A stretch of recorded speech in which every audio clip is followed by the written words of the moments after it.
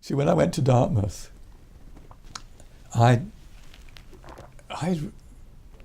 been around as a boy, living on the fringes of London, and my father worked in an office in the West End, and I knew my way around London, and I used to go to school on the bus and all that sort of thing.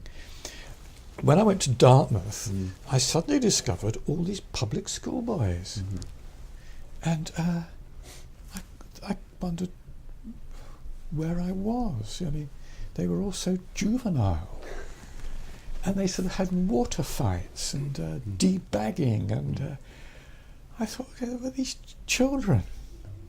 And then, because suddenly I realised that theirs was the dominant culture, and I was the outsider. When we all arrived, people immediately started, where were you at school? Oh, Wellington, Pangbourne, Westminster, Eton, and oh, do you know so-and-so? And everybody had friends and acquaintances, and perhaps some of them knew one another's fathers. They had naval backgrounds or military backgrounds.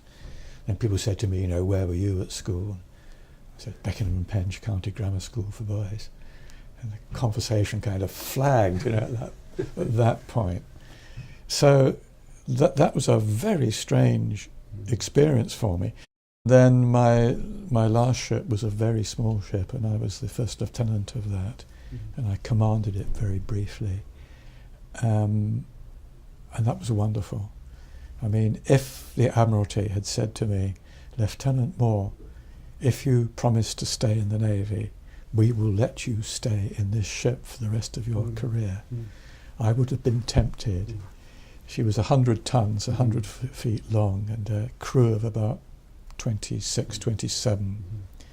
Very good seaboat. And what was she called then? The Aberford. P3201. I absolutely loved that ship, and if one can love an inanimate object. Sometimes on watch I would talk to her. I mean, I suppose that kind of madness.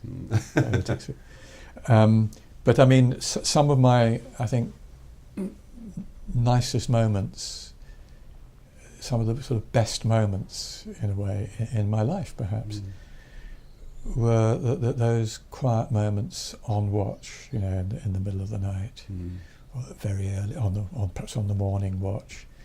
You were just alone on the bridge, or maybe alone and just a couple of lookouts posted.